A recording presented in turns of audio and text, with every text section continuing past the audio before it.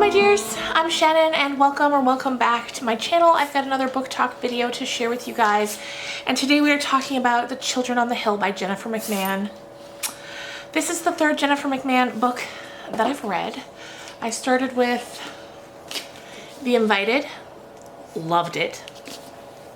Then I moved on to, bless you Tracy, my dog is having allergies today. And then we moved on to The Drowning Kind, which I loved so much. And now we're on to Children on the Hill. I think The Drowning Kind is my favorite of the three that I've read so far, but The Children on the Hill was a very interesting read as well. So let's just get on into it. First, I'll just tell you in general about the plot, what I thought of it, and then we'll get into some more sort of spoiler type discussion. I'll give you a warning, don't you worry. I don't want to ruin anything for anyone. So let's just go. So The Children on the Hill is told from two separate points of view. We get a look at 1978 when two children named Violet and Eric are living with their grandmother. Now, their grandmother is sort of this renowned, brilliant psychiatrist, and she works at a place called The Inn, they call it, and there she deals with a lot of patients that have kind of been deemed untreatable by other facilities, other doctors, and she is going to, you know, she's not giving up on them. She's going to keep working and see what she can figure out. So Violet and Eric, they live in the house that's sort of right next to the facility, and when they were smaller children, they're like 13 and 11 now, I think, or somewhere in there. When they were really young, their parents died in a car accident. They survived and went to live with their grandmother. Shortly after the book gets started, we see that Gran has found this child that has sort of gone through some trauma, and she's kind of adopting it, bringing it into the family. And her name, this child's name is Iris. And when she arrives, she's very, like, you can tell she's a traumatized child.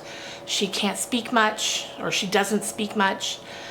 Her clothes are all dirty and worn inside out. She wears this dirty old hat at all times.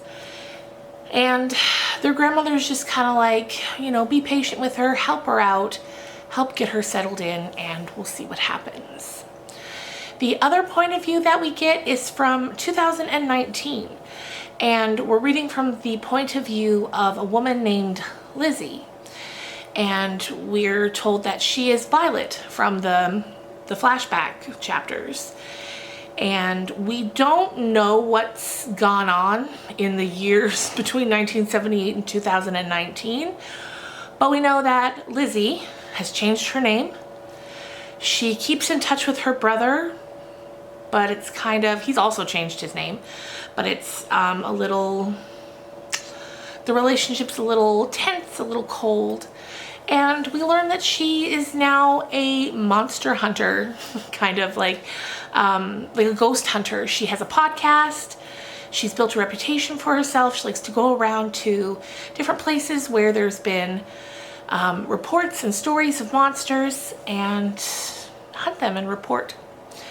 And there's one monster that she's really interested in catching, and it's one that every so often there'll be a story of a girl gone missing in a town, and that town always has a history of a local folklore monster, and the way that the girl goes missing is in the way that the folklore says that the monster takes people, whether it's a ghost or a ghoul or a goblin or whatever. So Lizzie becomes really interested in going to these towns and trying to track them down, or at least figure out what happened. So we have those two points of views. Then there's two other sections that are interspersed throughout. One is called The Book of Monsters, and it's a book, like a notebook that was written by Violet and Eric and the new girl that comes, Iris, because Lizzie's so obsessed with monsters because they all were when they were kids as well. Probably it has something to do with living on the grounds of, you know, a mental facility, because they were always hearing, you know, unsettling stories about the patients. And plus they just loved monster movies, and so when they were kids they wrote this book, the Book of Monsters, and the entries are all short, but it's kind of just like things they found out about monsters. You know, that kind of thing you do when you're a kid with your cousins or siblings. Then we also get snippets of a book that was published in 1980 called The Helping Hand of God, and it details what happened at the psychiatric facility that their grandmother, Dr. Hildrich, ran. And so as the book is going on, we start to piece together that the reason this book was written was because something very, very bad happened at the facility, and maybe had been happening for years. So that's kind of the setup for the story. Anyway, I thought this was great. One of the things that I really like about Jennifer McMahon is the way all of her books and stories have many different levels to them. It's never just straight up what you see, and I find the ways that she tells the different stories through horror, through spooky things, is just so well done. I just love her so much. I love her so much. This obviously is, well, maybe not obvious yet, but this book was very much inspired by Frankenstein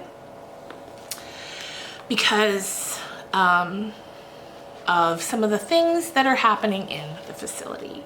There's another book that it's also greatly inspired by that you don't really realize until the end, classic horror, scary monster story that it was inspired by. But like I said, you don't really know about that till the end, until you see what's entirely going on here. So we won't talk about that till we get to the spoiler part. But first of all, let me say, if you've read anything else by Jennifer McMahon and you liked it, definitely check this out too. It did not disappoint. Like I said, The Drowning Kind I think is still my favorite, but that's just my personal, I loved it so much. But this was great. And look at this cover. All her covers actually are stunning. And I know she has some back catalog that I'm going to dip my toes into soon, because she's just a fantastic writer. So yeah, if you love anything you've read from her before, if you love horror that isn't too, like, it's not terrifying, it's not, if you're a little off put by horror, it's not too scary, it's just unsettling and mysterious. Definitely check it out. You don't have to worry. You won't get too scared, I don't think. Because I know some of you watching this don't love the horror, but definitely check this out. And I'd say the same for all three of the books that I've read. The other two were definitely a little scarier in ways. And this is great. So that's all I'm going to say for now. We're going to move on to the spoilers. So if you don't want the spoilers, now this is the time to go. Thank you as always for watching. But now let's get into it. So if you've already read this, you know that as we're reading, we get a look at the things that were really going on in the facility. We learn that their grandmother, Dr. Hildrich, you know, genius doctor, was using her knowledge and her skills for more nefarious things, but things that she thought were good. A lot of what she's doing is she's taking, especially children, so like Iris here that we learn about, she's taking children from really, it's hard to explain. Okay, she's taking children from really bad circumstances. Like in one of the files that the girls eventually find and read, it's this family and they're just a really messed up family. And, you know, genetically, she's like, what if we can genetically take a child out of a situation and do work on their brain and their heart and bring them back different so that they can have a good life. And that's what she does. So she operates on their brains, uses a drug to kill them essentially, and then shock their heart back to life and see if they're different. A lot of times, like for Iris, she came back not knowing anything about her past. The first memory she has is of waking up on that table in the facility. So the big twist that we come to learn is that, so we're reading the book, we're reading about the past, Violet and Eric and Iris. Then we're reading from Lizzie, who we think is Violet. But then we later find out, so we think that it's Violet who's the monster hunter, and that it's Iris who she believes is the monster that's taking these girls and killing them. She doesn't know why, but she's searching. What ends up happening in the big twist is that Lizzie is actually Iris, not Violet.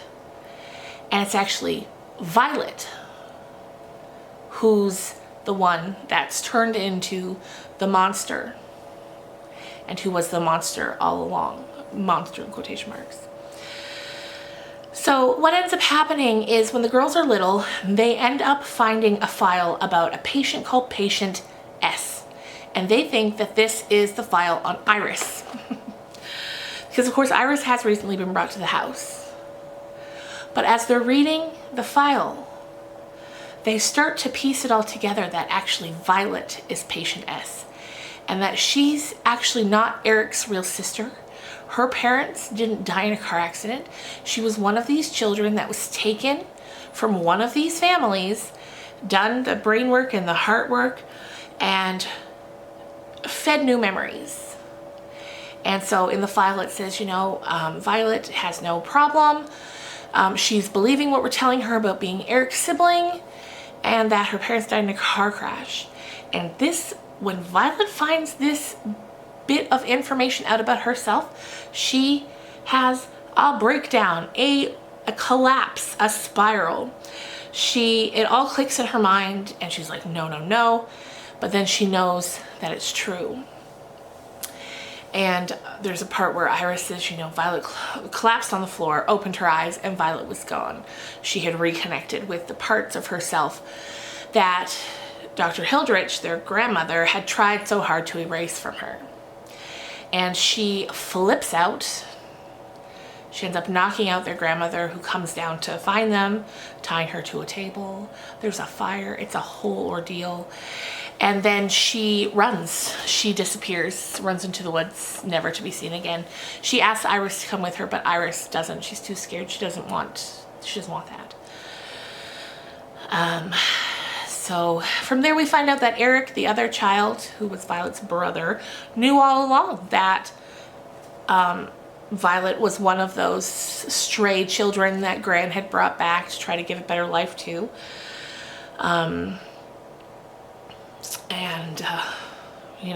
She's horrified to find out that he had known all along, because she's like, when did you find this out? And he's like, the day you came home.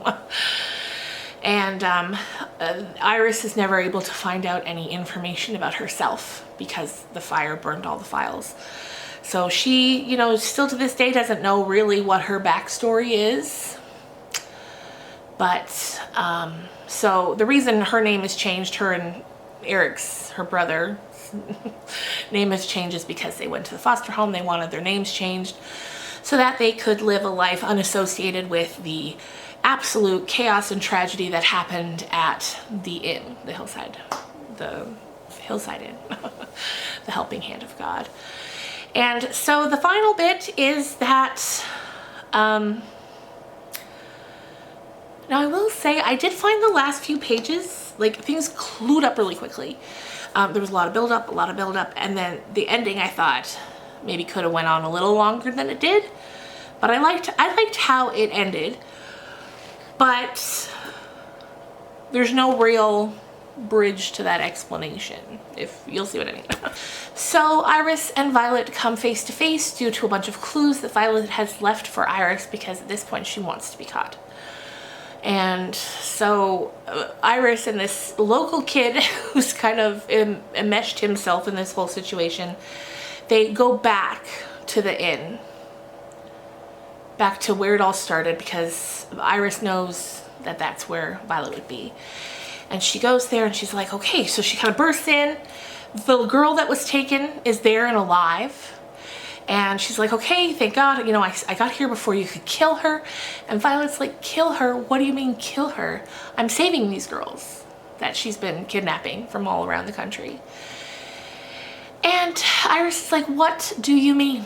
What do you mean you're saving them? And she goes on to explain, and the explanation is this. And I should say, before I give you the full explanation, the girl that's been taken in this town, Lauren, she's in agreement. Like, yes, she's saving me. And so the explanation is this. Iris, or Violet, goes to these towns where she can sort of do her work and blame it on a monster, like I was telling you at the beginning. And she quietly does it. She does research. She finds a girl who is in dire straits, who's being abused, who's in a bad relationship, a bad home situation. And she kidnaps them, but then ushers them into a new life, gets them set up. She goes on to tell Iris that she has benefactors and people who help her financially get these girls set up somewhere else. And at first, you know, Iris is like, oh, okay, not really believing her. But then Violet goes on to show her proof, the before pictures of the missing girls, and then the after pictures that detail their new lives. Like, one's a nurse, one's a teacher, and Iris can tell from the pictures that it's the same woman. And then that's kind of it. And, you know, so Iris is like, what, you want me to stop hunting monsters? And Violet's like, I want you to stop hunting me, okay? Just stop, let me do what I need to do, and I'm sure our paths will cross again someday. And there's a moment where Violet asks her, like, do you ever wonder what our lives would have been like if you had come with me that night, if you had run with me? And Iris admits that she does wonder about that. And it kind of ends right there. And then we get a final little chapter from the monster, Violet, that just kind of goes on to tell, you know, that things are going good, and she's got the latest girl ready to go, and she can continue on with what she's doing. And it's kind of like she's taken what was done to her and she's doing it in a different way that actually helps people.